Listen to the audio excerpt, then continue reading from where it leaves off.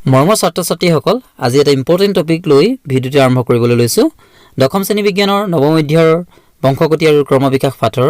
বংশগতি আৰু মেণ্ডেলৰ একসংকৰ পৰীক্ষাৰ সম্বন্ধে এই ভিডিঅ'টোত তোমালোকৰ লগত আলোচনা কৰিবলৈ আগবাঢ়িছোঁ। দেখা যায় যে এই বিষয়টো ছাত্ৰ-ছাত্ৰীসকলে প্ৰশ্নোত্তৰ কৰোঁতে পৰীক্ষাত যথেষ্ট অসুবিধাৰ সন্মুখীন হয়। গতিকে একেবাৰে সহজ আৰু পৰীক্ষাত মাৰ্কছ কেৰি কৰিব পৰাকৈ কেনেদৰে লিখিব লাগে এই ভিডিঅ'টোত চাওঁ আহা।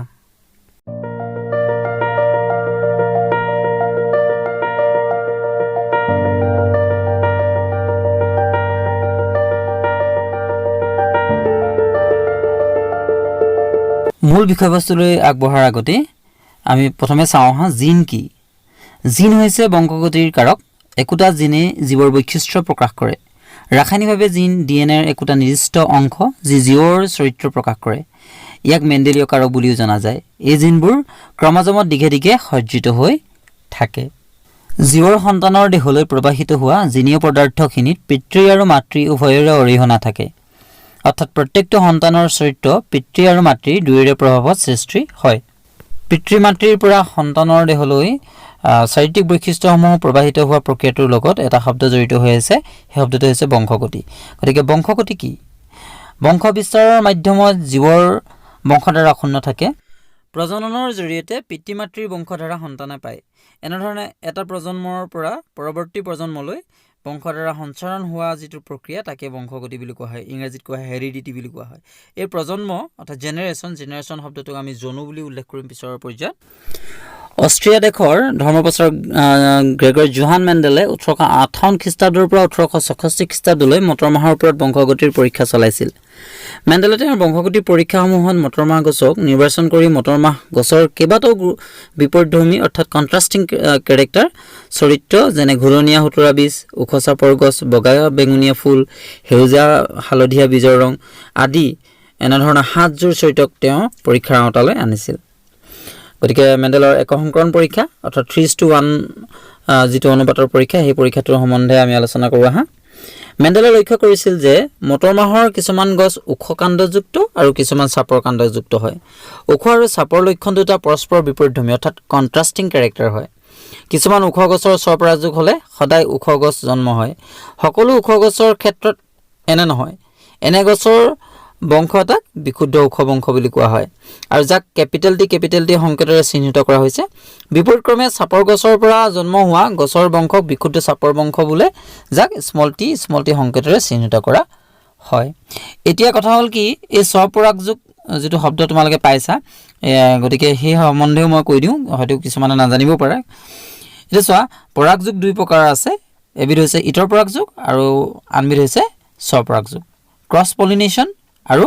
চেল্ফ পলিনেশ্যন। এতিয়া চাবা, ইতৰ পৰাগযোগ কি? নানা ধৰণৰ পতংগ প্ৰাণী আদিৰ মাধ্যমেৰে এপাহ ফুলৰ পৰাগৰেণু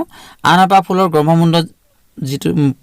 প্ৰক্ৰিয়া, সেই প্ৰক্ৰিয়াটোকে ইতৰ পৰাগযোগ বুলি কোৱা হয়। গতিকে বেলেগ বেলেগ গছৰ ফুলো হ'ব পাৰে। আনহাতে স্বপৰাগযোগ হৈছে একেবাহ ফুলৰ পৰাগৰেণু যেতিয়া সেই একেবাহ ফুলৰ গৰ্ভমুণ্ডতে পৰিব আৰু যিটো পৰাগযোগ প্ৰক্ৰিয়া সংঘটিত হ'ব সেই প্ৰক্ৰিয়াটোকে কি বুলি কোৱা হয়? স্বপৰাগযোগ বুলি। গতিকে আমি এই শব্দ দুটা পৰিচিত হৈ থকাটো খুব প্ৰয়োজনীয়। আমি মেণ্ডেলৰ পৰীক্ষাসমূহত এই শব্দ দুটা অৰ্থাৎ পৰাগযোগৰ সম্বন্ধে আমি পাম। এতিয়া চাবা, আমি মেণ্ডেলৰ পৰীক্ষাৰ কথা আমি পিছৰ পৰ্যায়লৈ আলোচনা কৰোঁ। মেণ্ডেলে তেওঁৰ বংশগতিৰ ওপৰত কৰা একসংকৰণ পৰীক্ষাত এজোপা বিশুদ্ধ ওখ কাণ্ডযুক্ত মটৰ মাহ গছ আৰু বিশুদ্ধ চাপৰ কাণ্ডযুক্ত মটৰ মাহ গছক পিতৃজনু হিচাপে লৈ জনু অৰ্থাৎ জেনেৰেশ্যন সিহঁতৰ মাজত ইতৰ পৰাগযোগ হ'বলৈ দিছিল। গতিকে ইয়াৰ ওখ চৰিত্ৰৰ বাবে থকা কাৰকটোক কেপিটেল টি আৰু চাপৰ চৰিত্ৰৰ বাবে থকা চৰিত্ৰটোক স্মল টি সংকেতেৰে চিহ্নিত কৰা হৈছিল। এই পৰাগযোগৰ পৰা যিটো ইতৰ পৰাগযোগ হ'ল, ইতৰ পৰাগযোগৰ পৰা উৎপন্ন হোৱা বীজ হিচাত যিবিলাক আকৌ নতুনকৈ গছ পোৱা গ'ল, সেইবোৰ হ'ল প্ৰথম অপত্যজনু, ফাৰ্ষ্ট ফেলিয়েল জেনেৰেশ্যন বুলি কোৱা হয়। গতিকে ইয়াক শ্বৰ্ট ফৰ্মত F1 জনু বুলি উল্লেখ কৰা হৈছে। গতিকে পিতৃজনুৰ দুটা বিভিন্ন লক্ষণত দুজোপা গছৰ মাজত ইতৰ পৰাগযোগ হৈ সৃষ্টি হোৱাৰ কাৰণে এই জনু তথা ইয়াৰ বংশধৰবোৰক কি বুলি কোৱা হয়? সংকৰ গছ বুলি কোৱা হয়। অৰ্থাৎ ইয়াত কেপিটেল টি আৰু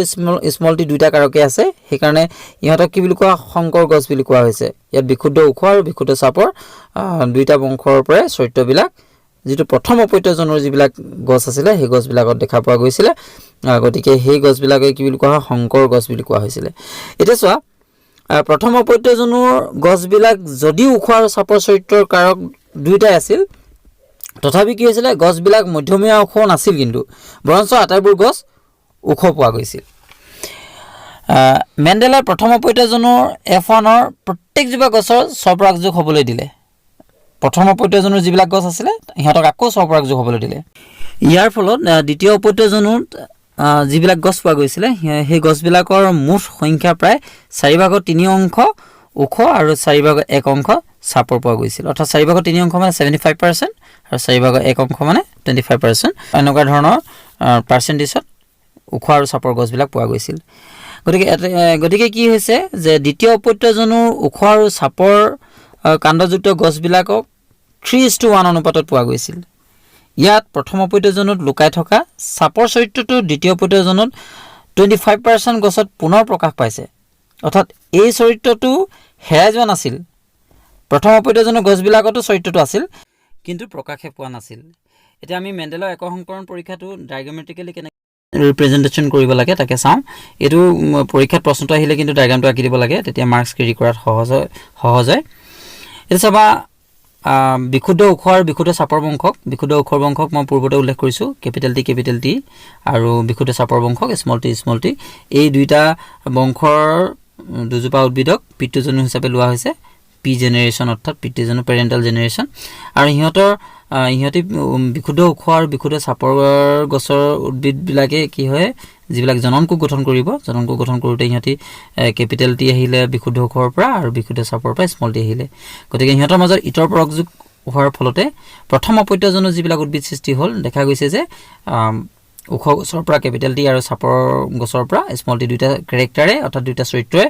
ইয়াত দেখা পোৱা গৈছে কিন্তু কথা হ'ল কি ইহঁতক শংকৰ ওখ বুলি